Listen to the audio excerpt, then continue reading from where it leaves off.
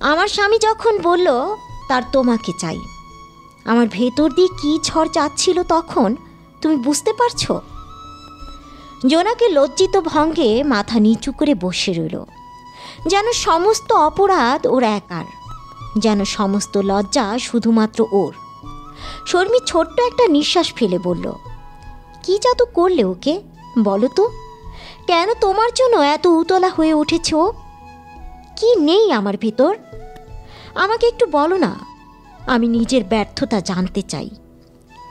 জোনাকি মুখ তুলে তাকিয়ে দেখল শর্মী কাঁদছে, ভীষণ অসহায়ত্ব ওর কণ্ঠের ভেতর।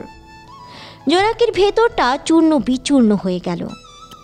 সে তৎক্ষণাৎ শর্মীর একটা হাত চেপে ধরে বলে উঠল, আমি তাকে কোনো জাদু করিনি বোন, আমি তাকে পছন্দই করি না। তাছাড়া আমি তো জানিই না উনি বিবাহিত। আজই প্রথম শুনলাম আপনার মুখ থেকে। বিশ্বাস করুন, এইখানে আমার কোনো হাত নেই, সব করেছে আমার দুলাভাই। আপনি আমাকে এভাবে দোষারোপ করবেন না, আর কাঁদবেন না দয়া করে। আমি নিজেকে ক্ষমা করতে পারবো না। শর্মী বলল, আমি তোমাকে ক্ষমা করব না কখনো। যে ছুরির আঘাত আমার বুকে তুমি দিলে, সেই একই আঘাতে একদিন জর্জরিত হবে তুমি নিজেও। জোনাকির বুক চিরে একটা দীর্ঘশ্বাস বেরিয়ে এলো। শর্মী জোনাকির হাত সরিয়ে দিয়ে ফের বলে উঠল, এসো, আমার সংসারে তোমাকে স্বাগত জানাবো জোনাকি। শুধু একটা কথাই বলবো, কারোর সংসার ভেঙে তুমি সুখী হতে পারবে তো জোনাকি? এরপর শর্মী উঠে চলে গেল। জোনাকির বুক ভেঙে গেল। বাকিটা জীবন তাহলে কারো সংসার ভঙ্গের কারণ হয়ে থাকতে হবে ওকে। ঘটনার মূল হোতা ফয়সাল, ওর দুলাভাই। জোনাকিরা দুই বোন। বাবা চলে যাওয়ার পর যেখানে বাকি আত্মীয়রা এক প্রকার মুখ ফিরিয়ে নিল, সেখানে ফয়সাল ওদের মাথার উপর ছাদ হয়ে দাঁড়িয়েছিল। সেই থেকেই বাড়ির কর্তা হয়ে উঠল সে। সব কিছুর সিদ্ধান্ত শুধুমাত্র সে একাই নেয়।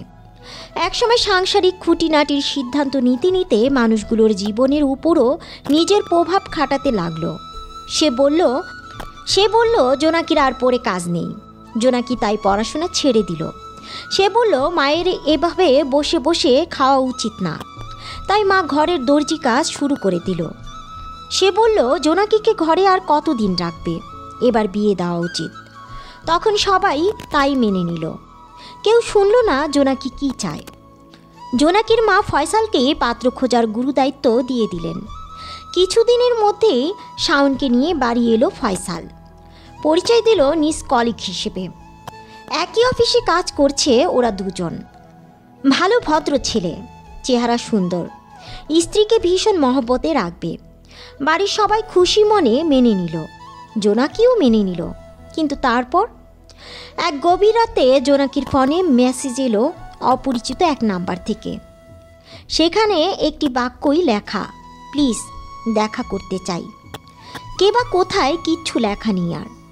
জোনাকি সকালে মেসেজটি দেখা মাত্র ফোন দিতেই রিসিভ করলো ভীষণ মিষ্টি কণ্ঠের এক অধিকারিণী। জোনাকিকে অনুনয় করলো একটিবার দেখা করার জন্য। তাই আজ এই লেক পারে ও এসেছিল এবং এসেই জানতে পারল শাওন এবং ওর দুলাভাই কত বড় ছল করে ওর জীবনটা ধ্বংস করতে চলেছে। বাড়ি ফিরতে পথটা ঘোরগ্রস্তের মতো কাটল ওর। রিকশায় চেপে আজ আর বাতাসে গা ভাসানো হলো না। গাড়ির বিকট হর্নগুলো ওর কর্ণকুহরে ভেসে এলো না আজ। মাথার ভেতর কুটকুট করে কামড়ে খাওয়া রাজ্যের বিষ পোকা নিয়ে ও কখন যে বাসার সামনে পৌঁছে গেল টেরই পেল না। রিকশাওয়ালা মামা কখন বললেন, আপা আয়শা পড়ছি, ঠিক তখন জোনাকির চিন্তাধারা হোঁচট খেল। সেই আশেপাশে তাকিয়ে নিজেকে ধাতস্থ করতে সময় নিল খানিকক্ষণ। এরপর ভাড়া মিটিয়ে গেটের ভিতর ঢুকেও দাঁড়িয়ে রইল অনেকক্ষণ। ঠিক তখনই একটা সিদ্ধান্ত সে নিয়ে ফেলল, শাওনকে সে বিয়ে করবে না। তাতে যত ঝড় আসার আসুক, কোনোভাবেই সে শাওনকে বিয়ে করবেই না। জোনাকি মৃদু শ্বাস ফেলে ফ্ল্যাটের দিকে এগিয়ে চলল। ফয়সাল বাড়িতেই ছিল, সকালবেলা এসেছে। এখন বেলা 11:30 প্রায়। জোনাকিকে ঘরে ঢুকতে দেখেই ফয়সাল ড্রয়িং টেবিলে থেকে হাঁক ছাড়লেন, কিরে কোথায় গিয়েছিলি? জোনাকি জড়সড়ো কণ্ঠে ছোট করে উত্তর করল, এই একটু বাইরে গিয়েছিলাম। ফয়সাল এবার রাগত স্বরে বলল, সে তো আমিও জানি।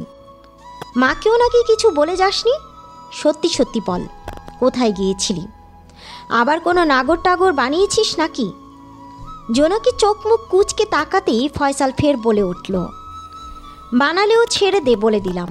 অনেক কষ্টে একটা যোগ্য পাত্র পেয়েছি তোর জন্য। তোকে মাথায় করে রাখবে ছেলেটা। ও আচ্ছা, ভালো কথা। শাওন চাচ্ছিল আজ বিকেলে তোকে নিয়ে একটু বাইরে যাবে। কীসব কেনাকাটা করে দেবে নাকি তোকে। বেচারা এখন দিন গুনছে কবে বিয়েটা হবে। মা এবার এগিয়ে এলেন আর বলতে লাগলেন, এমন রাজপুত্রের মতো ছেলে। আমার মেয়েটার কপালে যে এত সুন্দর জামাই থাকবে আমি ভাবতেও পারিনি বাবা। সবই তোমার তৎপরতা। তুমি না থাকলে আমাদের যে কি হতো। জোনাকির মা আঁচল দিয়ে চোখ মুছলেন। জোনাকির ভেতরটা জ্বলে যাচ্ছিল তার মায়ের কথা শুনে। তার মা আবার বলতে শুরু করলো, কি আর হতো, এর চেয়ে ভালো হতো অথবা এর চেয়েও খারাপ। মায়ের অতিরিক্ত বাড়াবাড়িতে ফয়সাল হয়তো এতটা অধিকার পেয়ে আজ ওর জীবন নিয়ে খেলছে। ফয়সাল মায়ের কথা সম্পূর্ণ অগ্রাহ্য করে জোনাকিকে উদ্দেশ্য করে বলল, দুপুরের পরপরই আমি আসতে বলবো ওকে। তুই তৈরি হয়ে থাকিস জোনাকি।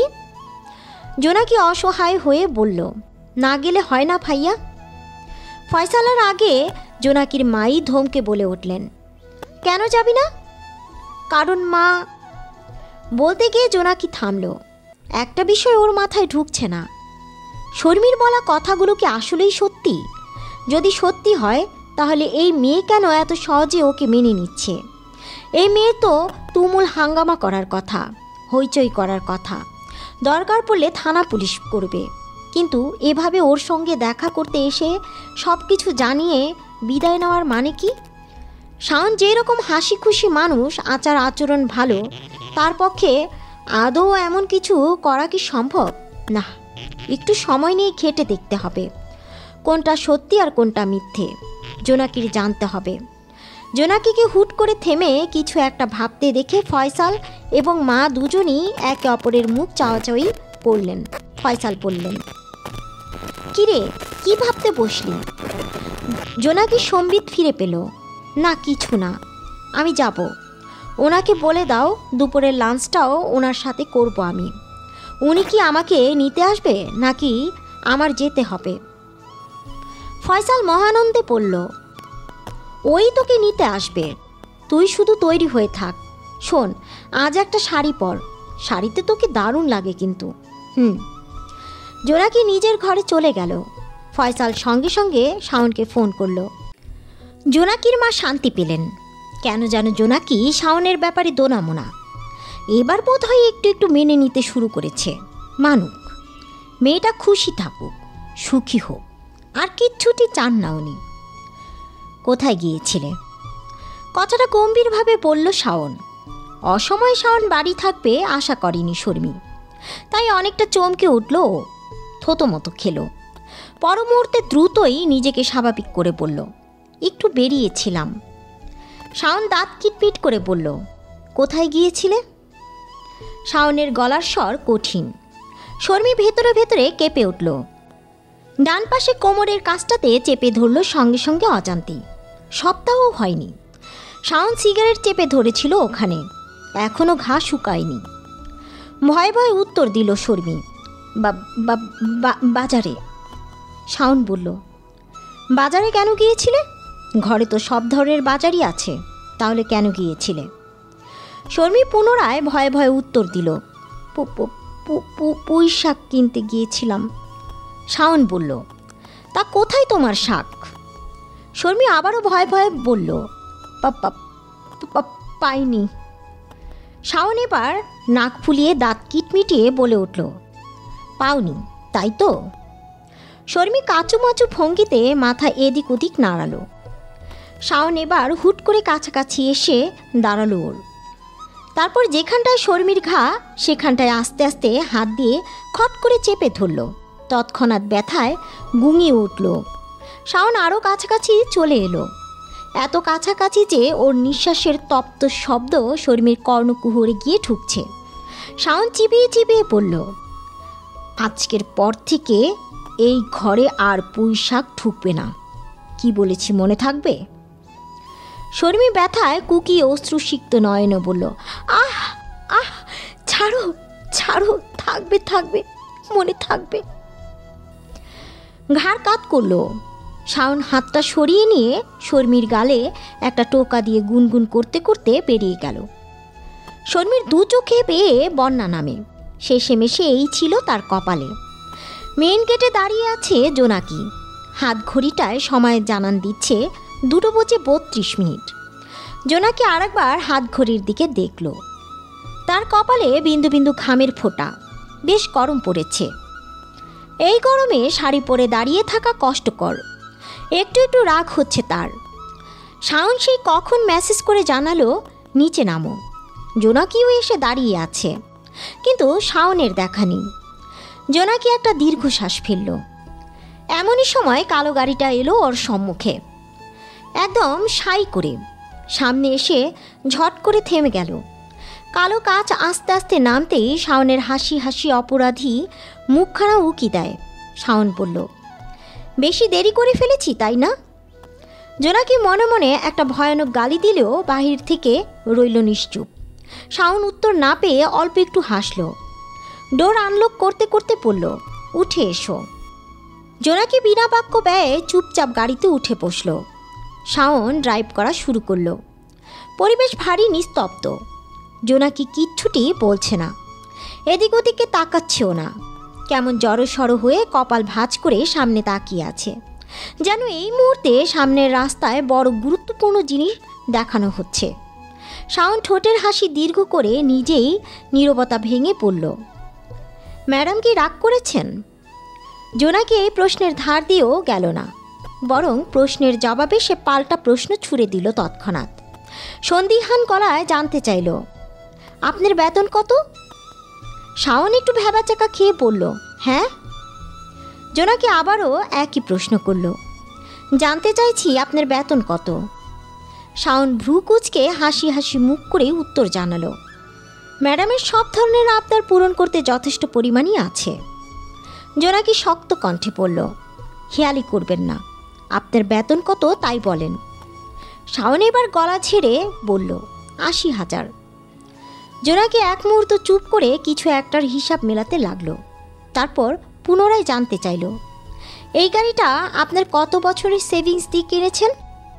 শাওন ওর ইশারা বুঝতে পেরে এবার হেসেই ফেলল খটখট করে। এরপর বলল, আমার সেভিংস দিয়ে কিনেছি এই কথা কে বলল? জোনাকি অবাক হয়ে বলল, তবে? শাওন এক চোখ চেপে পড়ল, ধরে নাও শ্বশুরবাড়ি থেকে দিয়েছে।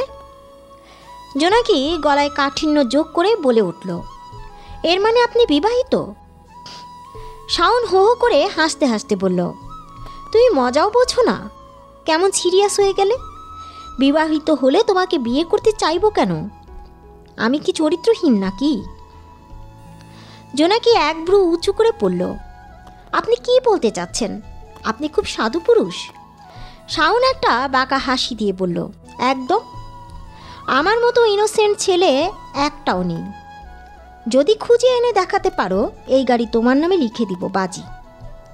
জোনাকি মুখ বেঁকিয়ে বলল, আপনি আমাকে একটা কথার সত্যি সত্যি উত্তর দেবেন? ঝট করে হার্ট ব্রেক কষল শাওন। জোনাকি আরেকটু হলে সামনে বাড়ি খাচ্ছিল।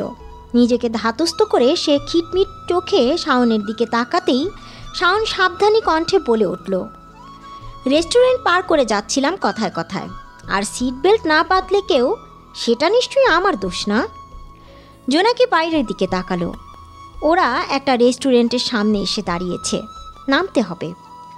আসল কথার সময় যত ঝামেলা। জোনাকি কিচ্ছুটি না বলে গাড়ি থেকে দ্রুততার সঙ্গে নেমে দাঁড়ালো। শাওন জোনাকিকে বলল, কি খাবে? জোনাকি পাশ ফিরে জানালার কাজ ভেদ করে ব্যস্ত শহরের দিকে তাকিয়ে বলল, কিছু না। শাওন বলল, তবে এলে কেন? শাওনের কণ্ঠে এবার খানিকটা রুক্ষ শোনালো। জোনাকি ওর দিকে তাকালো তাই। উত্তর দেওয়ার আগে শাওন নিজের শক্ত খোলস ছুঁড়ে ফেলে নরম কণ্ঠে বলে উঠল পুনরায়, আমায় দেখতে এলে বুঝি?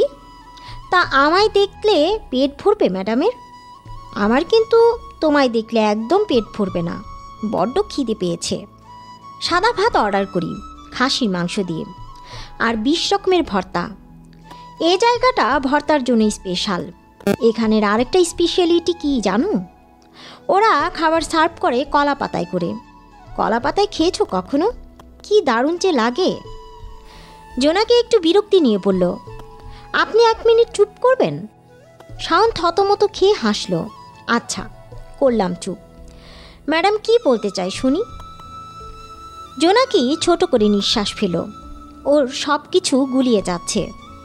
শাওনকে দেখে মনেই হয় না এই ছেলে ঠকবাজ ক্যাটাগরির হতে পারে। ওই মেয়েটাই ঠক, শাওনকে পছন্দ করে। শাওন তাকে না চেয়ে জোনাকিকে বিয়ে করতে চেয়েছে শুনে এসে উল্টাপাল্টা অনেক কথা বলে দিয়েছে গুবলেট করার জন্য। কেন যেন জোনাকি মনে মনে প্রার্থনা করে এমনটাই যেন হয়। কিন্তু কেন করছে ও এরকম তোয়া? তবে কি ওর মনের কোথাও না কোথাও মানুষটা জায়গা করে নিয়েছে? এত দ্রুত কাউকে হৃদয়ে জায়গা দেওয়া সম্ভব? হঠাৎ চুটকির শব্দে জোনাকির ধ্যান ভাঙল। শাওন এক ভ্রু নাচিয়ে বলে উঠল, কি ম্যাডাম, অমন ফ্যাল করে আমার দিকে তাকিয়ে কি দেখছো? আর কি বা ভাবছেন বলুন দেখি? আমার কিন্তু লজ্জা লাগছে। কথা শেষ করে শাওন এমন ভঙ্গিমা করল জোনাকির হাসি পেয়ে গেল। এক চিনিতে হাসি ঠোঁট ছিটকে বেরিয়ে এলো। শাওন সঙ্গে সঙ্গে বলল, এত সুন্দর হাসিটাকে লুকিয়ে রাখো কেন? জোনাকি চুপ হয়ে গেল। না, মানুষটার সঙ্গে একটা সুন্দর সম্পর্ক ওর হতে পারে যদি ওই মেয়েটার বলা সব কথা মিথ্যে হয়। আর যদি সত্যি হয় তবে? জোনাকি ভেবে পায় না। পুনরায় জোনাকিকে ভাবনার সমুদ্রে ডুবে যেতে দেখে শাওন খানিক সিরিয়াস হলো। হাত বাড়িয়ে জোনাকির একটা হাত বিনা অনুমতিতে ধরে ফেলল, যেন কত জনম ধরে ওরা একে অপরের পরিচিত, কাছাকাছি। জোনাকি শিউরে উঠে ভাবনার জগৎ থেকে ছিটকে পড়ল। শাওন বলল, তুমি কি নিয়ে ভাবছো এত? বলো দেখি। সেই আশা থেকে দেখছি তুমি চুপচাপ। জোনাকি মৃদু স্বরে বলল, আমি কি খুব বেশি চঞ্চল নাকি? শাওন মুচকি হেসে বলল, তা না, কিন্তু এতটা গম্ভীরও নাও। কিছু একটা যে হয়েছে তা আমি 100-তে 100 শিওর। এখন চট করে বলে ফেলো, ঘটনা কি? জোনাকি শাওনের দিকে আর চোখে তাকিয়ে পড়ল। না বললে কি করবেন শুনি? শাওন জোনাকির দিকে তাকিয়ে বলল, কিছুই করব না। তোমাকে কিছু করার সাধ্য কি আমার আছে? তবে না শোনা অবধি তোমায় ছাড়ছিও না। শাওনের হাতের মুঠোয় থাকা জোনাকির হাতটা আর একটু শক্ত করে চেপে ধরে রইল। জোনাকি গোমুট কণ্ঠে বলতে শুরু করলো, তাই আজ সকালে আমি একটু বেরিয়েছিলাম। শাওন মনোযোগী হয়ে জোনাকির দিকে তাকিয়ে বলল, আচ্ছা তারপর? জোনাকি বলল, একজনের সাথে দেখা করতে। কে? জোনাকি বলল, মেয়েটার নাম বলেছিল শর্মি। এইটুকু বলে শাওনের দিকে সরু দৃষ্টিপাত করল জোনাকি। দেখল নামটা শোনা মাত্র ওর কপালে ঈষৎ ভাঁজ পড়তে শুরু করে দিয়েছে। জোনাকির বুকের ভেতরটা কেমন মোচড় কেটে উঠল। জোনাকি আবার বলতে শুরু করলো, গতকাল মাঝরাতে আমায় মেসেজ দিয়েছিল মেয়েটা, খুব আর্জেন্ট দেখা করতে চায়। পরে সকালে আমি সেই নাম্বারে কল করি এবং মেয়েটার রিকোয়েস্ট অ্যাকসেপ্ট করে দেখা করে আসি। শাওন না চেনার ভান করে বলল, মেয়েটা কে? তোমার পরিচিত? জোনাকি যেন আকাশ থেকে পড়ল এবার। উত্তেজিত হয়ে শাওনের হাত থেকে নিজের হাতখানা ছাড়িয়ে নিতে নিতে পড়ল, আপনার পরিচিত কেউ নয়? শাওন ঠোঁট কামড়ে এদিক ওদিক মাথা নাড়ালো। না তো, নামটাই তো প্রথম শুনলাম। জোনাকি উত্তেজিত কণ্ঠে বলল, মিথ্যে বলছেন আপনি, প্লিজ সত্যিটা বলুন। ও কিন্তু আমাকে সব বলে দিয়েছে। শাওন অবাক হওয়ার ভঙ্গিতে বলল, অদ্ভুত, মিথ্যে বলতে যাব কেন? আর কি বলেছে শুনি? জোনাকি বলল, বলেছে যে আপনি ওর হাজবেন্ড, আপনি ম্যারিড, কিন্তু আমাকে দেখার পর আপনি পাগল হয়ে গেছেন, আমাকেও বিয়ে করতে চাচ্ছেন। ও আমাকে স্বাগতম জানিয়ে গেছে ওর সংসারে, আর বলেছে আমাকে কোনোদিন ক্ষমা করবেন না। শাওন অবাক ও উত্তেজিত কণ্ঠে বলল, হোয়াট? কি বলছো এসব? শাওনের ভ্রুযুগল অদ্ভুত রকম কুঁচকে গেল। হোয়াট রাবিশ, এইগুলো কোন ধরনের কথা? একটা মেয়ে যাকে আমি চিনি না, জানি না, নামই শুনলাম প্রথম, সে এসব কেন বলতে যাবে? জোনাকি বিরক্তি নিয়ে পড়ল। আমি কিভাবে বলবো? আপনার ব্যাপারে বলেছে, আপনি নিশ্চয়ই ভালো জানেন। শাওন এবার নিজেকে স্বাভাবিক দেখিয়ে বলল, ওর ছবি টবি আছে? দেখলে হয়তো চিনতে পারতাম। নেই। ঠিকানা? জানি না। নাম্বার? জোনাকি দ্রুত নিজের ফোন কেটে নাম্বারটা দিল। ওর সামনেই শাওন নাম্বারটায় ডায়াল করল নিজের ফোন থেকে এবং নাম্বারটি বন্ধ পাওয়া গেল। শাওন জোনাকির দিকে তাকিয়ে বলল, কেউ নিশ্চয়ই ফাজলামো করেছে, দেখো ফোন বন্ধ। জোনাকি ভ্রু কুঁচকে তাকিয়ে রইল। ওর মাথার উপর দিয়ে যাচ্ছে সব কিছু। ও নিজেও নিজের ফোন থেকে শর্মির নাম্বারে ফোন করার চেষ্টা করল, কিন্তু বরাবরই নাম্বারটি বন্ধ পড়ল। জোনাকি মৃদু শ্বাস ফেলে টেবিলের উপর হাত রাখতেই শাওন ওর হাত জোড়া নিজের হাতের মুঠোয় চেপে ধরে পড়ল। তুমি চাইলে আমার বাসায় চলো, দেখো সেখানে আমি একা থাকি নাকি বউ বাচ্চা সহ। আমার বাবা মা নেই জোনাকি, থাকলে তাদের সাথে কথা বলিয়ে দিতাম। বিশ্বাস করো, আমি বিবাহিত নই। আমি এত বড় ঘৃণিত কাজ করার কথা কল্পনাও করতে পারি না। জোনাকি কি বলবে ভেবে পেল না। শাওনকে বিশ্বাস করতে ইচ্ছে করল, আবার মনের ঘোরে দোনামোনা অবস্থারও সৃষ্টি হলো। ও চুপ করে রইল দেখে শাওন গোমরা মুখ করে ফের বলল, ঠিক আছে, এক্ষুনি বিশ্বাস করতে হবে না, খোঁজ খবর নাও, নিয়ে দেখো। যদি সবটা মিথ্যে প্রমাণিত হয় তবেই আমরা বিয়ে করব, নইলে এখানেই সব ক্লোজড। এবার একটু রিল্যাক্স হও প্লিজ। শাওনকে অবিশ্বাস করার মতো এরপর আর কিছুই খুঁজে পেল না ও। কেউ মিথ্যে বললে নিশ্চয়ই এভাবে খোঁজ খবর নেওয়ার ব্যাপারে এত আগ্রহের সাথে বলতো না, বরং আরও ব্যাপারটা ঢাকতে এটা ওটা নানান গল্প পাতত। জোনাকি জোরপূর্বক একটু হাসার চেষ্টা করে বলল, ডিম ভর্তা থাকবে তো মেনুতে? শাওনের মুখেও হাসি ফুটে ওঠে। যাক, অবশেষে মেয়েটা ওকে বিশ্বাস করেছে।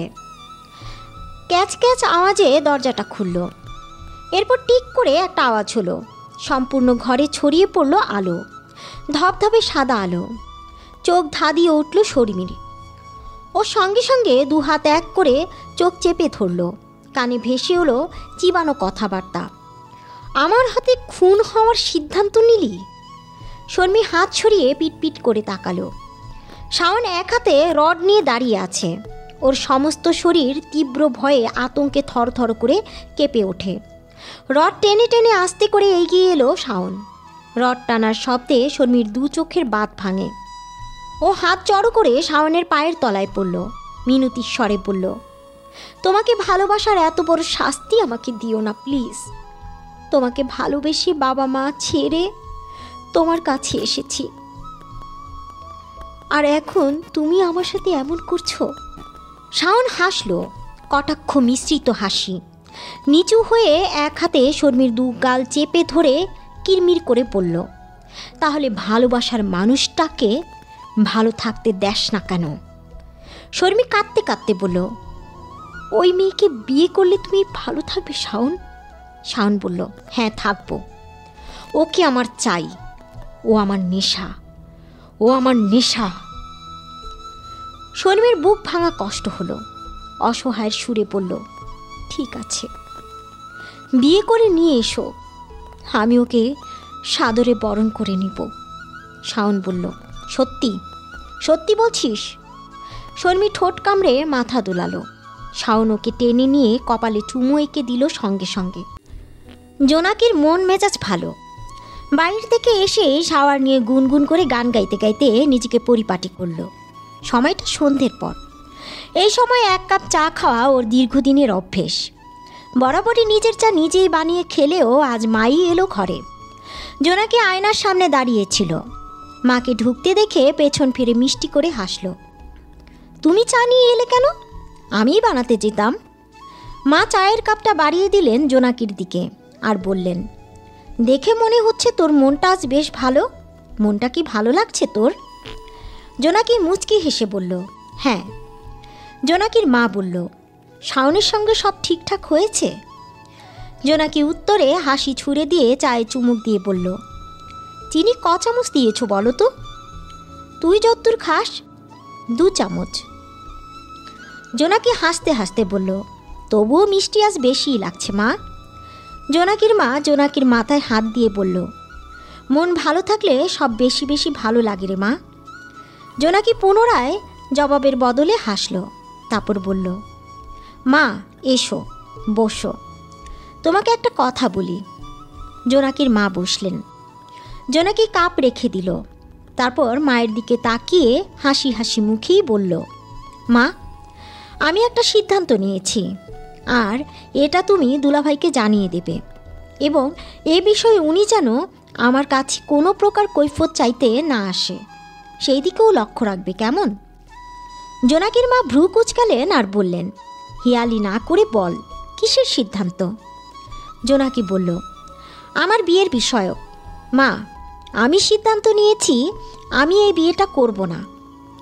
জোনাকির মা স্তব্ধ হয়ে গেলেন সঙ্গে সঙ্গে, যেন শুনতে পাননি এমন ভঙ্গি করে বললেন, হ্যাঁ কি বললি? জোনাকি হাতে থাকা চায়ের কাপটা রাখতে রাখতে বলল, মা আমি তো বাংলাতেই বললাম, শুনতে পাওনি নাকি? বললাম আমি এই বিয়েটা করব না। এবার শুনেছ নাকি আরেকবার বলবো? বিয়ে করবি না মানে? কিছু কি হয়েছে? শাওন কি কিছু বলেছে? আমাকে বল। জোনাকি তার মাকে বলল, আহ মা, কিচ্ছু হয়নি, এটা আমার একার সিদ্ধান্ত। জোনাকির মা বলল, ফট করে একটা সিদ্ধান্ত নিলেই হয় নাকি? কিছু না হলে তুই কেন বিয়ে করবি না?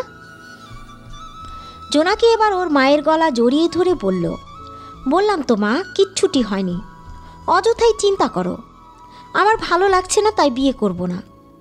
জোনাকি একটু রাগত স্বরে বলল, ভালো না লাগার কি আছে?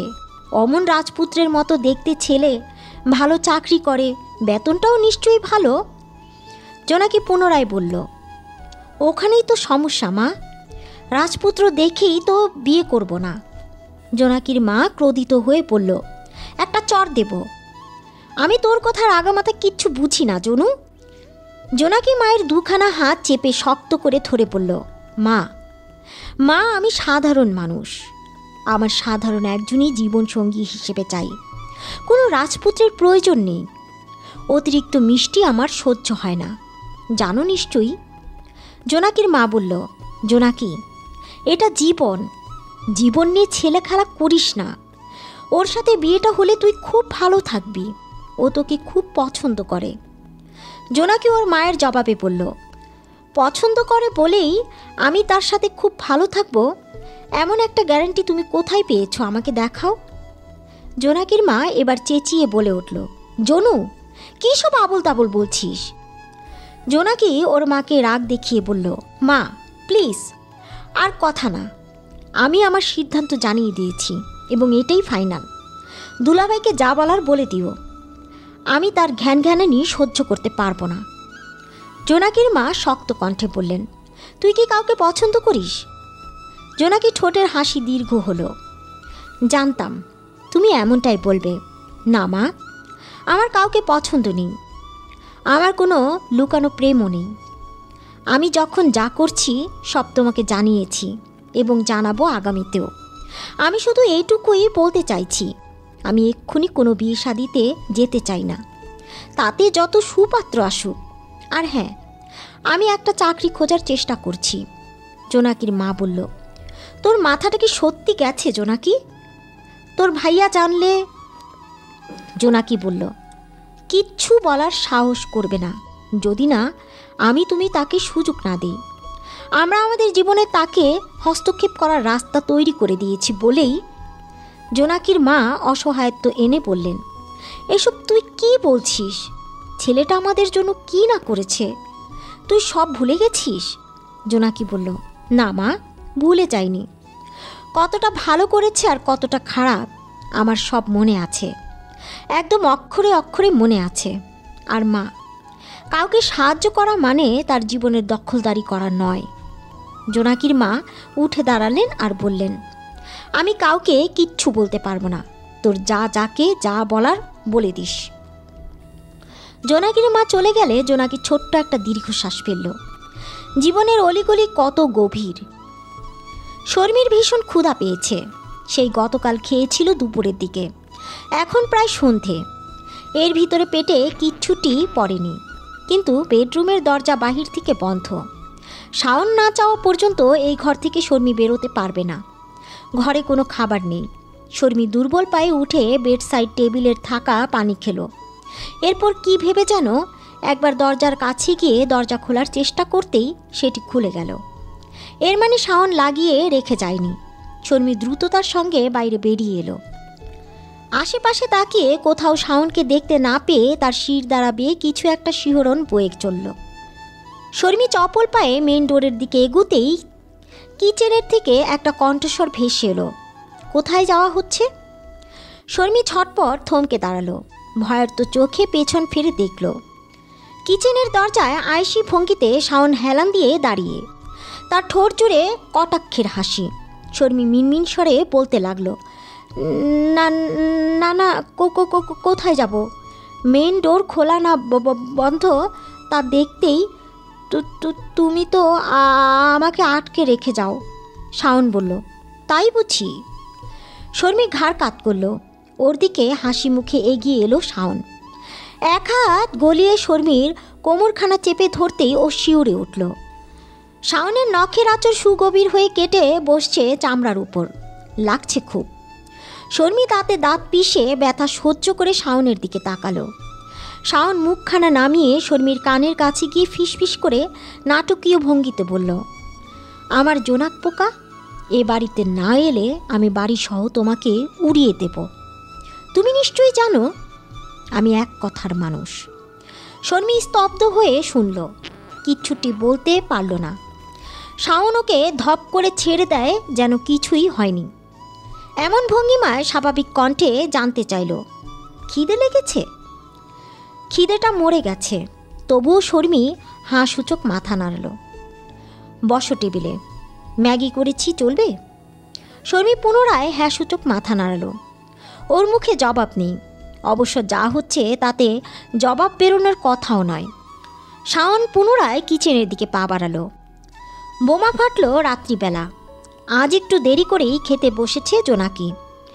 সবে এক লোকমা মুখে তুলেছে, অমনি ফয়সাল এসে ওর পাশের চেয়ারটা টেনে খাবার প্লেটের সামনে থেকে সরিয়ে নিল। জোনাকি অগ্নি চোখে ফয়সালের দিকে তাকাতেই ফয়সাল গ্যাগ গ্যাগ করে চেঁচিয়ে বলে উঠল, কি? চোখ দিয়ে গিলে খেয়ে ফেলবি নাকি? খেয়ে ফেল, খেয়ে শান্ত হ, আমাকে আর অশান্তি দিস না। জোনাকি শান্ত সুরে বলল, আমি আপনাকে কিভাবে অশান্তি দিলাম? ফয়সাল রাগত স্বরে বলে উঠল, তা নয় তো কি, আমি এত কষ্ট করে একটা সুপাত্র আনলাম তোর জন্য, আর তুই কি না বিয়ে করবি না বলছিস? কেন রে? আমাদের জ্বালা যন্ত্রণা আর না বাড়ালে চলছে না তোর? জোনাকি বলল, আমাকে নিয়ে এত জ্বালা হলে ভাবার কি দরকার?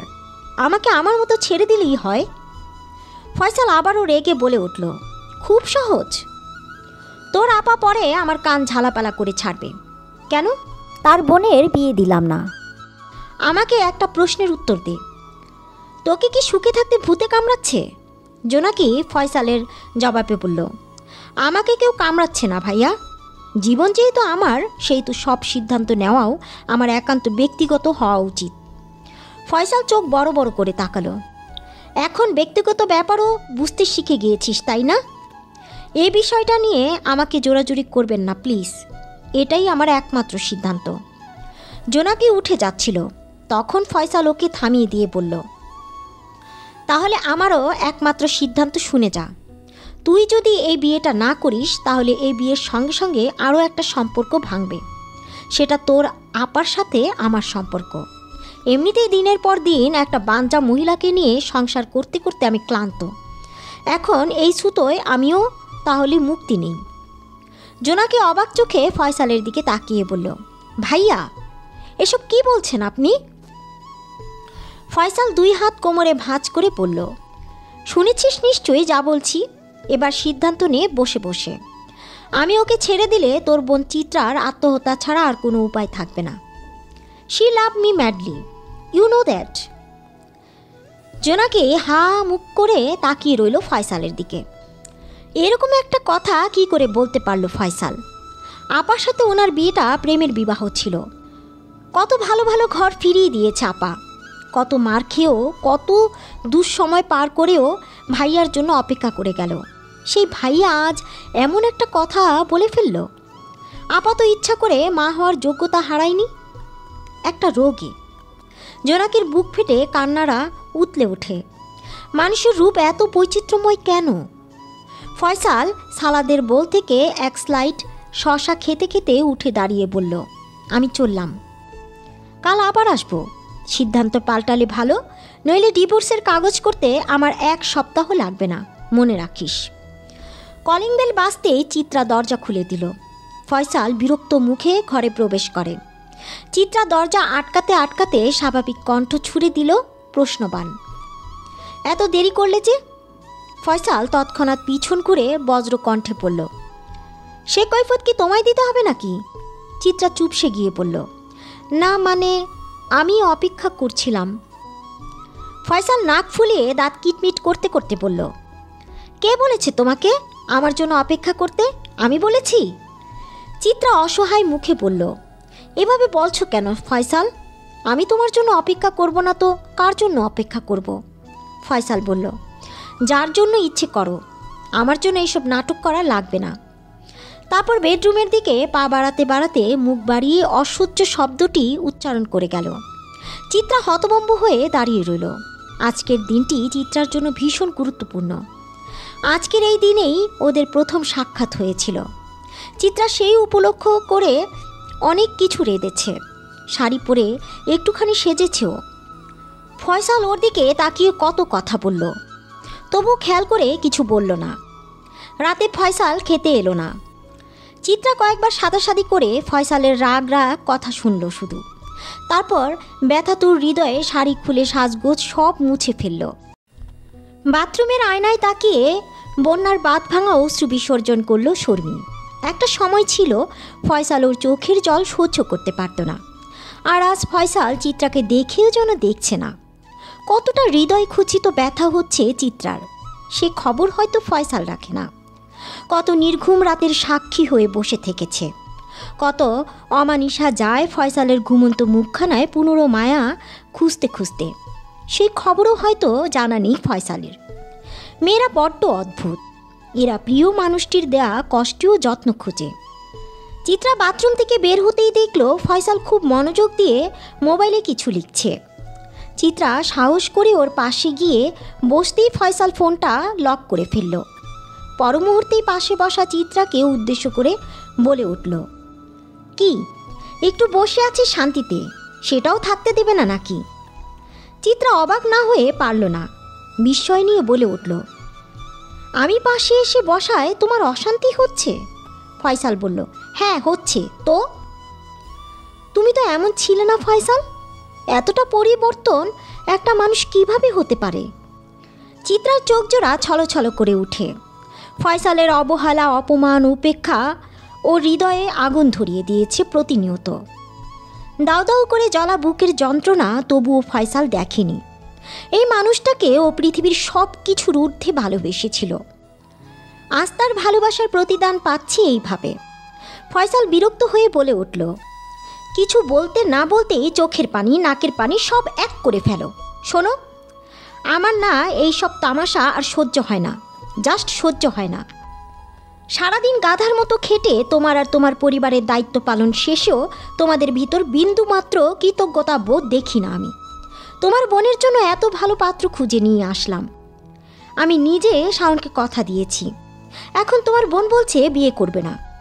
শাওনের সামনে আমি মুখ দেখাবো কেমন করে? ওর সাথে আমার বন্ধুত্বটাই নষ্ট হয়ে যাবে। চিত্রা বলল, ফয়সাল, এটা এমন কোনো বিষয় না যে তোমার বন্ধুত্ব নষ্ট হবে। জোনাকি একটা মানুষ, ওর যদি ইচ্ছে না থাকে তাহলে না করবে বিয়ে। দুনিয়াতে ছেলের অভাব পড়ে যায়নি নিশ্চয়ই। ফয়সাল এবার চেঁচিয়ে বলে উঠল, হ্যাঁ হ্যাঁ, অভাবে তো পড়েছে। আমি অন্যত্র বিয়ে দিতে যাই আর তারা অনেক জিনিস চেয়ে বসুক, সেসব ফুলফিল করবে কে পরে? আমার কি টাকার গাছ আছে নাকি পাহাড়? হ্যাঁ, শাওন কিচ্ছু চাইনি, ওর জোনাকিকে দেখা মাত্র ভীষণ পছন্দ হয়েছে। আমার মনে হচ্ছে ও জোনাকিকে ভালোবাসে। চিত্রা বিদ্রোহের হাসি হাসল। ভালোবাসা বলতে কোনো কিছু নেই ফয়সাল, এটা শুধুমাত্র একটা শব্দই, আর কিচ্ছু না। ফয়সাল ভ্রু কুঁচকে ফেলল সঙ্গে সঙ্গে।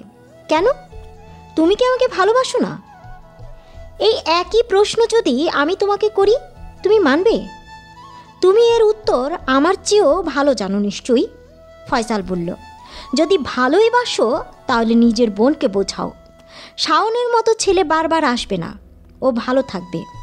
পাগলামো বাদ দিয়ে বিয়েটা সুষ্ঠুভাবে হোক, এরপর জনুর লাইফে আমাদের কারো হস্তক্ষেপ থাকবে না। চিত্রা দীর্ঘশ্বাস ফেলল।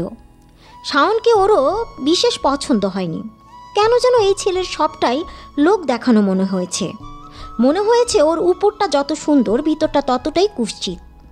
কিন্তু মার ফয়সালের মতামতের ভারে ওর আর জোনাকির সিদ্ধান্তের কোনো মূল্য নেই।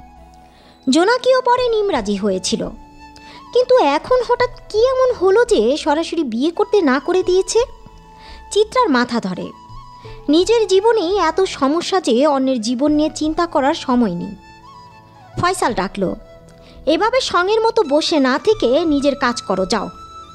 চিত্রা ভাবনার জগৎ থেকে ছিটকে বেরোলো। তোমার পাশে 2 মিনিট বসলে সমস্যা ফয়সাল? ফয়সাল বিরক্তি নিয়ে বলল, আমি একটু একা থাকতে চাই। চিত্রা বলল, সে তো রোজ থাকো, কতদিন আমার কাছে আসো না, সেই হিসাব আছে?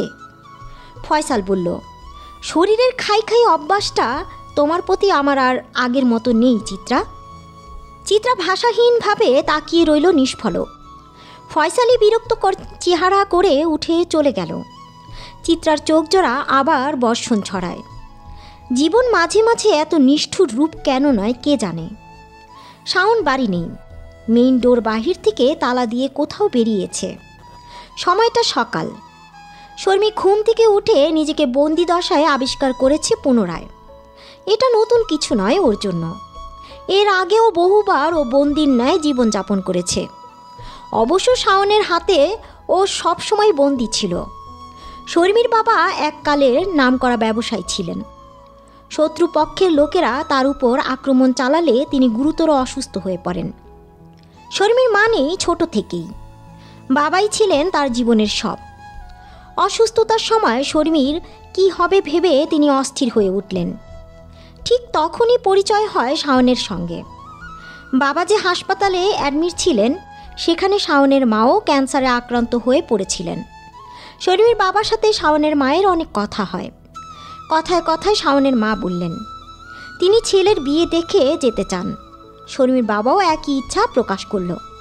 ব্যাস, ঘটনার সূত্রপাত সেখান থেকে। শাওন শর্মীর বিবাহ সম্পন্ন হলো একেবারে হঠাৎ করে। তবুও শর্মী খুশি ছিল। তার স্বপ্নের পুরুষকে নিয়ে যত জল্পনা কল্পনা ছিল, শাওন যেন তারই বাস্তব চিত্র। উঁচু লম্বা, কি সুদর্শন দেখতে। বাবা মারা যাওয়ার আগে আরেকটি ভুল করে বসলেন। শর্মীর নামে না দিয়ে সব কিছু শাওনের নামে লিখে দিয়ে গেলেন। তা নিয়েও শর্মীর মাথা ব্যথা ছিল না। স্বামীর প্রতি অগাধ বিশ্বাস আর ভরসা তার। সেই আস্থার কাগজ ধীরে ধীরে ফুটো হতে লাগল।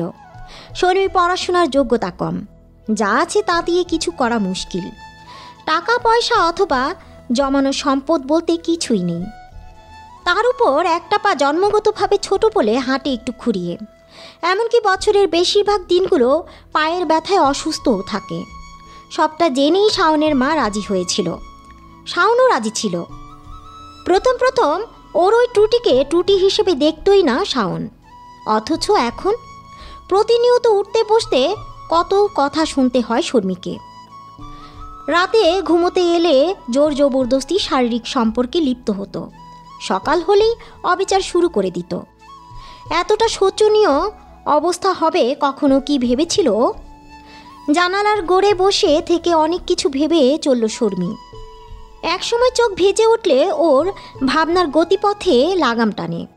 উঠে দাঁড়ালো, হেঁটে হেঁটে আর এক রুমে এলো। এই রুমটা শাওনের বিশেষ কক্ষ বলা চলে।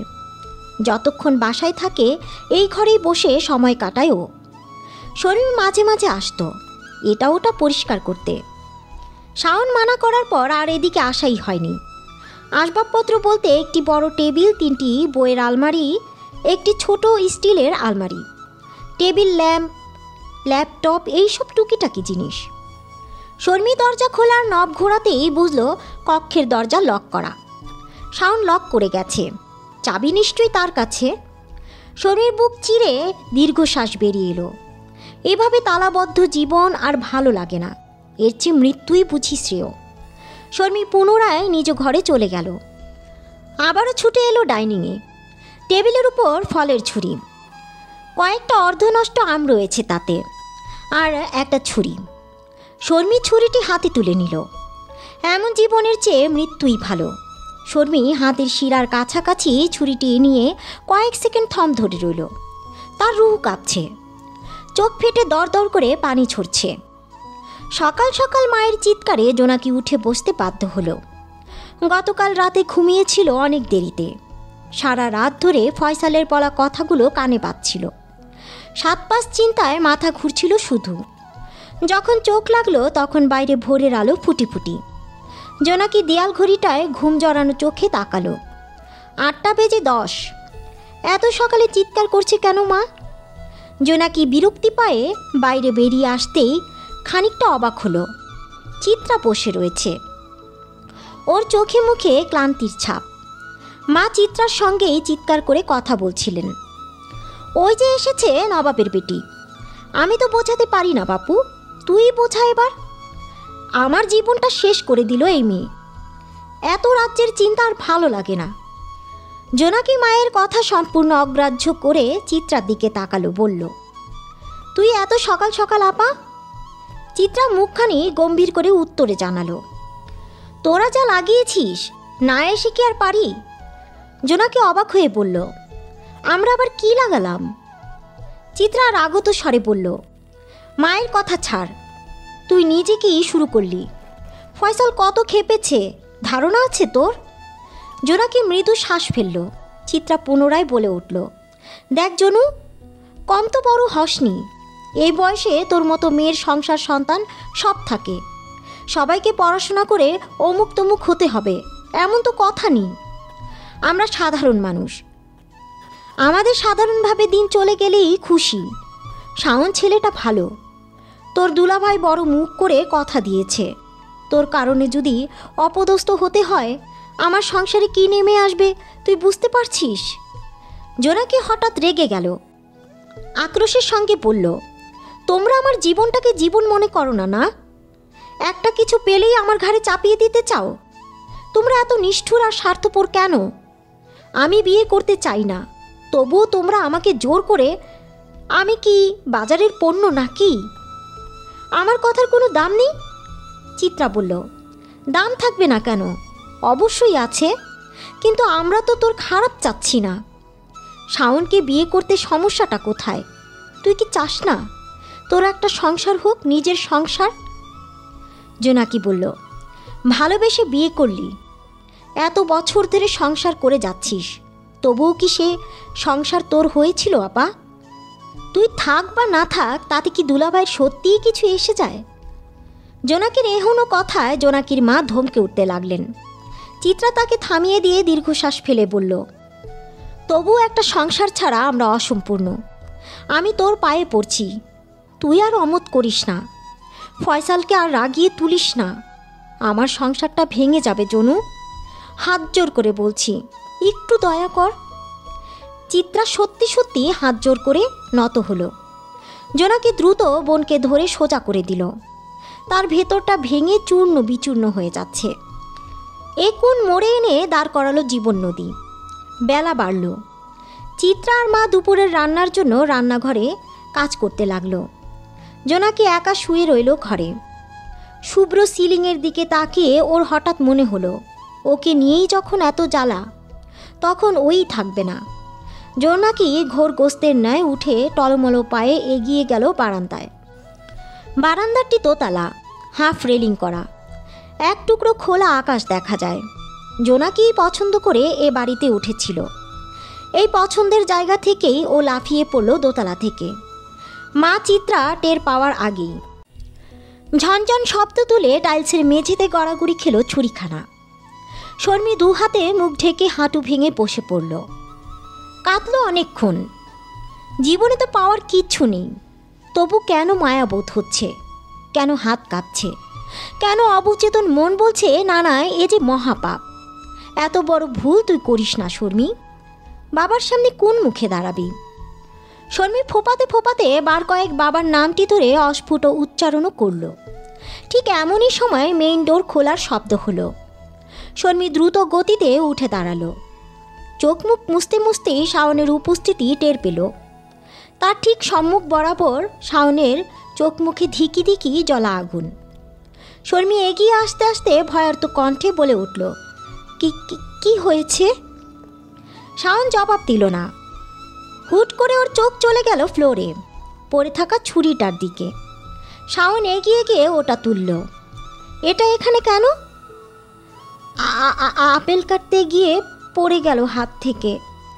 শাওন মেয়েদুর মুখে শর্মীর সামনে এসে দাঁড়ালো, গম্ভীর কণ্ঠে বলল, আমার কপালের কোথাও কি লেখা আছে আমি গাধা? শর্মী তড়িঘড়ি করে এদিক ওদিক মাথা নাড়ালো। ছি ছি, তা কেন থাকতে যাবে? তাহলে মিথ্যে বলে কি প্রমাণ করতে চাইছো? বাসায় যে আপেল নেই তা কি আমি জানি না? শর্মী দাঁত দিয়ে জিভ কাটল সঙ্গে সঙ্গে। মুখ ফসকে আপেলের কথা বলে ফেলেছে। শর্মী নিজের পক্ষে কিছু একটা বলতে নিচ্ছিল। শাওন এক হাত ঘুরিয়ে ওর ঘাড় ধরে টেনে নিয়ে এলো বুকের কাছাকাছি। একদম মিথ্যে না, একদম না। যা জানতে চাইবো সত্যি করে বলবি। তুই বেরিয়েছিলি আবার যোগাযোগ করেছিস জোনাকির সঙ্গে? শর্মী ব্যথায় গুঙিয়ে উঠল। না, একদম না। আমি কিভাবে বের হব? তুমি আমায় আটকে গেছো শাওন। শাওন উত্তেজিত হয়ে বলল, নিশ্চয়ই কোনো ছল চাতুরি করে বেরিয়েছিস, নইলে ও এত বড় একটা স্টেপ নিতে যাবে কেন? তুই ওকে মেসেজ দিয়েছিস, ফোন কল, বল কি করেছিস? শর্মী কাঁদতে কাঁদতে বলল, শাওন বিশ্বাস করো, আমার মৃত বাবার কসম খেয়ে বলছি, আমি আর জোনাকির সঙ্গে যোগাযোগের চেষ্টাও করিনি। আমার কাছে কোনো ফোন নেই। তুমি নিজে আমার ফোনটা ভেঙে দিয়েছ। আমাকে বাসায় লক করে বাইরে যাও। আমি কিভাবে কি করব? বিশ্বাস করো শাওন। শাওন ছেড়ে দিল। শর্মী মিথ্যে বলছে না। ওর বাবার নাম করে ও মিথ্যে বলবেও না। আর ও যা বলেছে তা যুক্তিযুক্ত। ওর ফোন সেদিন শাওন ভেঙে ফেলে। এরপর থেকে শর্মী ওর কাছে বন্দি। বাইরের আলো পর্যন্ত দেখতে পায় না। ওর পক্ষে সম্ভব নয় জোনাকির সাথে কন্ট্যাক্ট করা। তাহলে কেন নিজের জীবন দিতে গেল জোনাকি? কি এমন কারণ? শাওন ঝটপট শাওয়ার করে তৈরি হয়ে নিল। একবার হাসপাতাল যাওয়া প্রয়োজন। বের হওয়ার সময় শর্মী সাহস করে আগ বাড়িয়ে প্রশ্ন করেও উত্তর পেল না।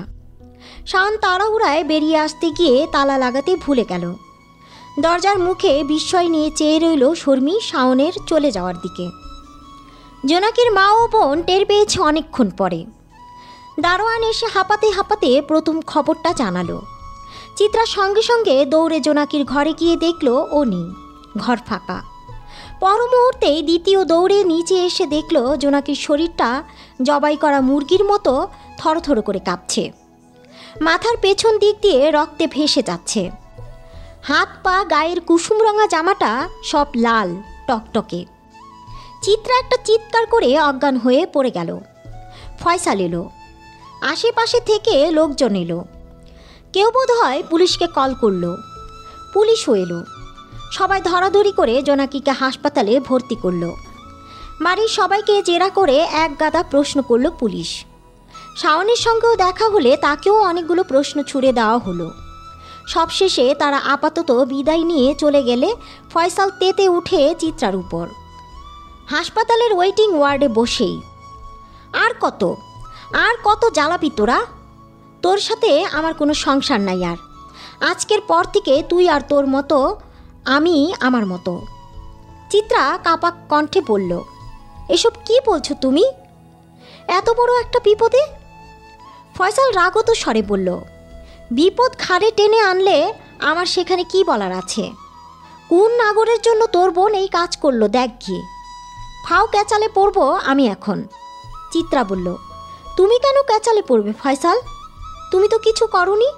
ফয়সাল বলল, পুলিশ সম্পর্কে কোনো ধারণা আছে তোর? একে তো তোদের বাপ নাই, সংসারের দায়িত্ব আমি নিয়েছি, তার উপর তোর বোন অবিবাহিত সুন্দরী। যদি বলে বসে এরা যে আমি কিছু করতে চেয়েছি ওর সাথে, যেটা মেনে নিতে না পারায় এই ধরনের কাণ্ড ঘটিয়েছে, তখন কি বলবি তোরা? হ্যাঁ? চিত্রা হা মুখ করে তাকিয়ে রইল। জোনাকির মা বললেন, বাবা তুমি একটু শান্ত হও। ও কেন এই কাজ করলো আমি বুঝেছি, খুব ভালো করে বুঝেছি। ফয়সাল বলল, বুঝেছি তো আমিও মা, কিন্তু এখন বুঝে লাভ কি? যা হওয়ার তা তো হয়েই গেছে, ওর বেঁচে থাকাটাই এখন। চিত্রা কেঁদে ফেলল। শাওন এগিয়ে এলো। এইবার শক্ত কণ্ঠে প্রশ্ন ছুড়ে দিল, কি বুঝেছেন আপনারা? আমাকেও একটু বোঝান। জোনাকি এরকমটা কেন করলো? একদম সত্যি করে বলবেন, আমি মিথ্যা পছন্দ করি না। জোনাকির মা তাকালো। চিত্রাও শক্ত কণ্ঠে জবাব বলল, আপনার কারণে। ও আপনাকে বিয়ে করতে চায় না, আমরা সবাই জোর করেছিলাম তাই। ফয়সাল এগিয়ে এসে ঠাস করে থাপ্পড় বসিয়ে দিল এক পর্যায়ে। কার সাথে খটর মটর করে কথা বলিস তুই? তোর বোনের সাত কপালের ভাগ্য যে আমার বন্ধু ওকে বিয়ে করতে চেয়েছে, নইলে কি আছে তোদের? ভিখিরি যেন কোথাকার।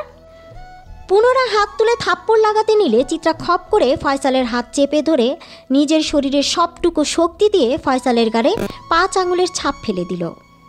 আর কিছু থাকুক না থাকুক, আত্মসম্মান বোধ আছে। অনেক হয়েছে, অনেক হয়েছে ফয়সাল, আর না। তোমার জুলুম আর সহ্য করব না আমি। তুমি কি সম্পর্ক ভাঙবে? আমি সব সম্পর্ক ভাঙলাম। তোমার মতো জানোয়ারের সাথে থাকার চেয়ে একা একা অতি উত্তম। এত বড় সাহস, এত বড় সাহস! ফয়সাল রাগে কিরমির করতে লাগলো। মা দিশেহারা হয়ে কাঁদছেন। একদিকে বড় মেয়ের সংসার ভাঙছে, অন্যদিকে ছোট মেয়েটা ভেতরে মৃত্যুর সাথে লড়ছে প্রতিটা মুহূর্ত। শাওন আর ফয়সাল চোখাচোখি করল। চিত্রা বলে উঠল, সাহসের শুরুটা দেখলে সব, আরও দেখতে চাও? আর কোথায় কোথায় দাগ ফালাবা বলো? ফয়সাল আক্রোশ প্রসূত এগিয়ে আসতেই পেছন থেকে একটা কণ্ঠস্বর রীতিমতো ভূমিকম্প ফেলে দিল সকলের মাঝে, বিশেষ করে শাওনের ভেতর। পরিচিত কণ্ঠটি গলায় যেন পাথর বেঁধেছে। পাহাড়ের ন্যায় অটল সেই সুর বলল, রতনে রতন চিনে, সুরে চিনে কচু, 2 সুর এক হয়েছে, বাহ! শর্মি? শাওন হাঁ করে চেয়ে রইল। ফয়সালও চিনল। শর্মি ব্যাপারে সেও জানে, সব জেনেও রাজি হয়েছিল। মূলত শাওনই প্রস্তাব দিয়েছিল। জোনাকির সৌন্দর্য ওকে প্রলুব্ধ করেছে। ফয়সাল ভেবে দেখল, কোনো কিছু ছাড়াই বিদায় করতে পারলে ক্ষতি কি? শাওন বলেছিল যতদিন বিয়েটা না হচ্ছে ততদিন শর্মিকে আটকে রাখবে ও। তারপর বিয়ের ঝামেলা শেষ হলে পরেরটা পরে দেখা যাবে। হয়তো শর্মিকে তালাক দিয়ে রাস্তায় ছুঁড়ে ফেললেও ফেলতে পারে। শাওন গটগট পায়ে এগিয়ে গিয়ে শর্মির সামনে দাঁড়ালো। কণ্ঠস্বর নিচুতে নিয়ে দাঁতে দাঁত ঘষে জিজ্ঞেস করল, এসব কি হচ্ছে? তুমি এখানে কেন? শর্মি হাসল। সতীনের এত বড় বিপদ, দেখতে আসবো না? শাওন দাঁত কিটিমিটি করতে করতে বলল, নাটক করো না, চুপচাপ বাসায় যাও নইলে। শর্মি বাঁকা হেসে বলল, আবার মারবে? হ্যাঁ, গায়ে হাত তুলবে? এছাড়া আর কোন যোগ্যতাটাই আছে তোমার বলো তো? শাওন চেঁচিয়ে বলে উঠল, শর্মি! শর্মি বলল, চিৎকার করলে উঁচু গলায় করো, বিড়ালের মতো মিনমিন করছো কেন? শাওন হতভম্ব হয়ে তাকিয়ে রইল। এ কোন শর্মিকে দেখছে সে? শর্মি বলল, দেখে নাও, দেখে নাও, প্রাণ খুলে দেখে নাও, হয়তো আজকের এ দেখাই আমাদের শেষ দেখা। শাওন বলল, মানে? শর্মি বলল, মানে এরপর তো তুমি চলে যাচ্ছ জেলে, ওখানে নিশ্চয়ই টিফিন সাজিয়ে আমি দেখা করতে আসবো না? শাওন বলল, হোয়াট রাবিশ! শর্মি, তুমি কি পাগল হয়ে গেছো? শর্মি বলল, পাগল ছিলাম, এখন সুস্থ হয়েছি। পেছনে উৎসুক জনতার মতো সবাই চেয়ে, তারাও ব্যথায় কাতরাতে ভুলে মুখ বাড়িয়ে চেয়ে রইল। 2 জন ওয়ার্ড বয় এগিয়ে এলো হৈ হৈ করতে করতে। কি হচ্ছে এখানে? এত হট্টগোল কেন? পর মুহূর্তেই অফিসারদের দেখে ওরা একটু নত হলো। গলার স্বর নরম করে প্রশ্ন ছুড়ে দিল, এনি প্রবলেম? আমাদের বলুন, আমরা হেল্প করছি। একজন অফিসার এগিয়ে এলেন, আসামি ধরতে এসেছি। আসামি? ওয়ার্ড বয় দুইজন একে অপরের মুখ চাওয়াচাওয়ি করল। অফিসার স্মিত হেসে মাথা দোলালেন। শাওনের চাপা গলায় এবার অনুনয়ের সুর বেজে ওঠে। সে বলল, তুমি কি করছো এসব শর্মি? আমার ভুল হয়েছে, আমি মানছি। আমাকে কি মাপ করা যায় না? প্লিজ, আমি হাত জোর করছি সবার সামনে। শর্মি তাচ্ছিলের হাসি দিয়ে বলল, ভুল? কোনটা ভুল আর কোনটা অপরাধ এইটুকু বোঝার বোধটুকু নেই দেখছি। শাওন অনুনয়ের স্বরে বলল, শর্মি প্লিজ। এটা একটা হাসপাতাল, এখানে বেশিরভাগ মানুষ বিপন্ন পরিস্থিতিতে আছে। তবুও এখানে এসে আমাকে যথেষ্ট নাটক করতে হয়েছে তোমার জন্য, আর নাটক চাই না। শর্মি ফাইলটা একজন অফিসারের হাতে তুলে দিয়ে সামনে এগিয়ে গেল।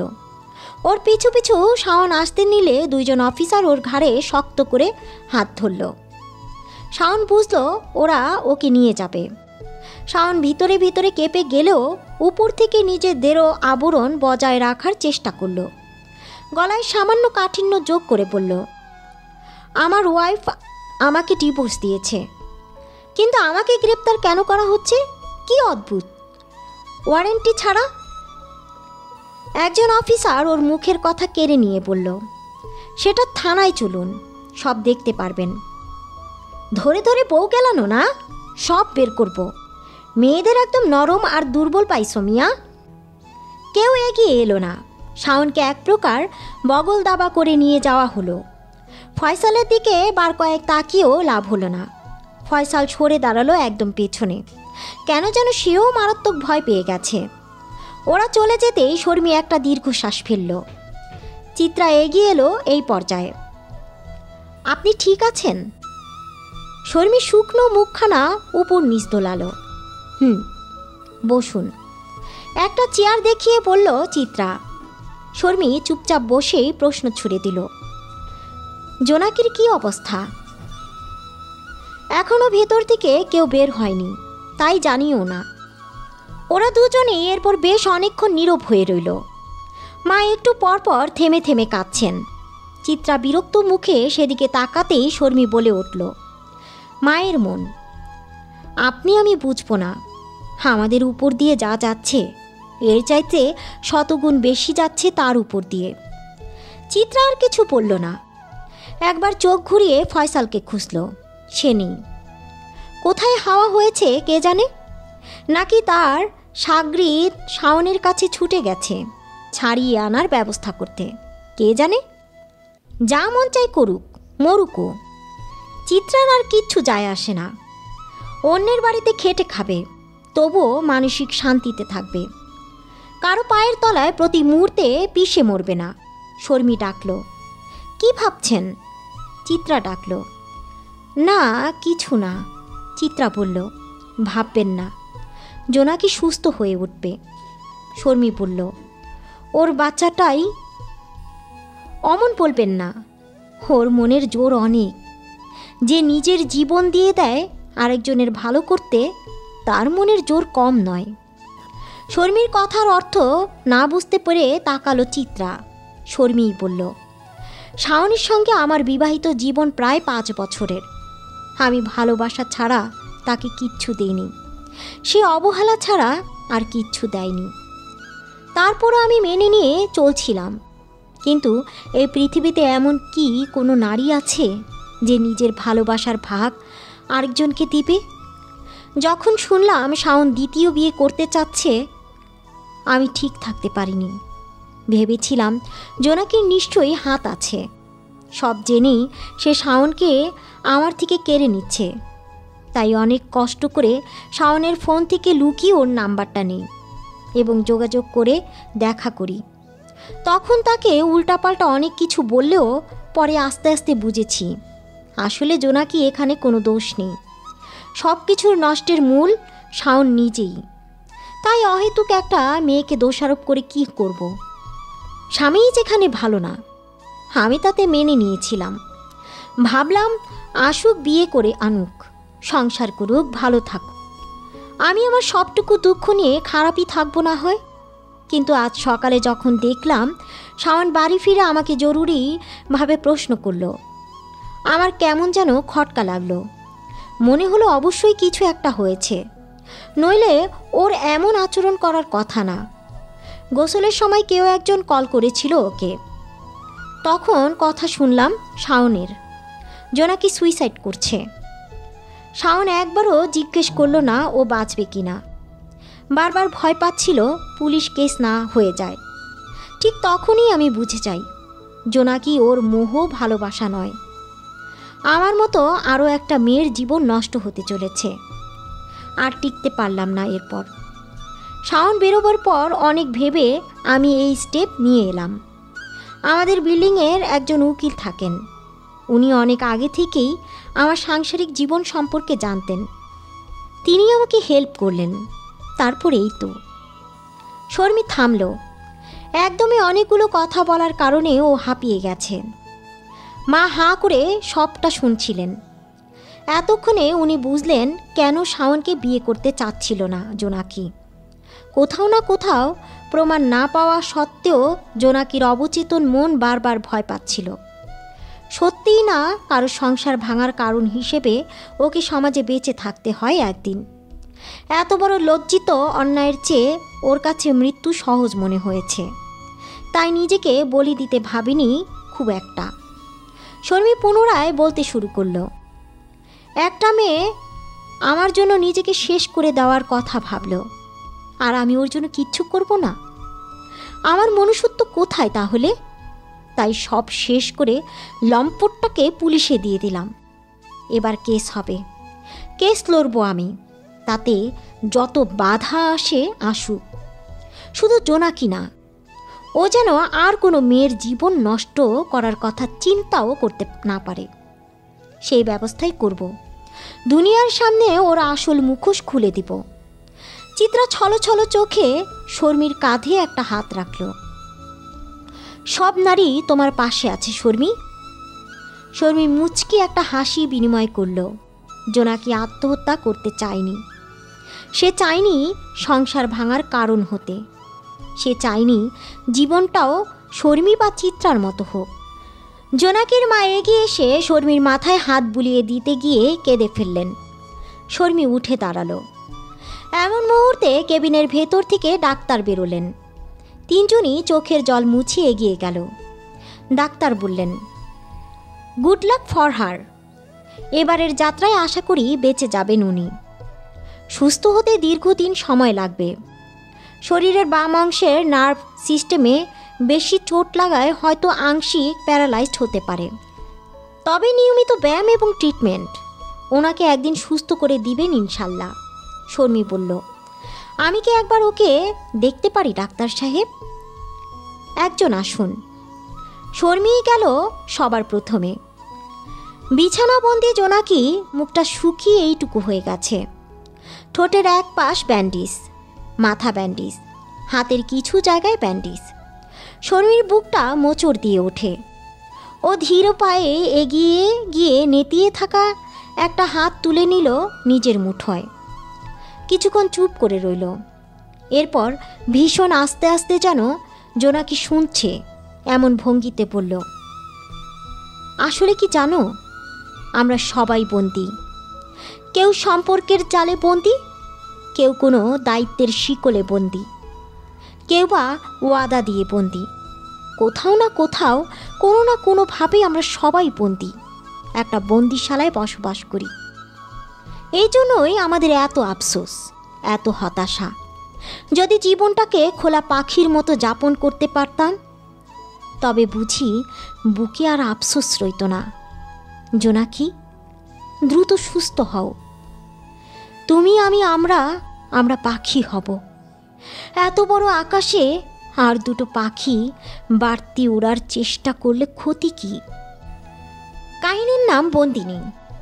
কাহিনীটি কেমন লাগলো অবশ্যই কমেন্ট করে জানাবেন। আর যারা এখনও চ্যানেলটি সাবস্ক্রাইব করেনি তারা এখনই চ্যানেলটি সাবস্ক্রাইব করে পাশে থাকা বেল আইকনটি বাজিয়ে দিন। আমি এই প্রত্যাশা আজকের মতো এখানেই বিদায় নিচ্ছি। ভালো থাকবেন, সুস্থ থাকবেন। ধন্যবাদ।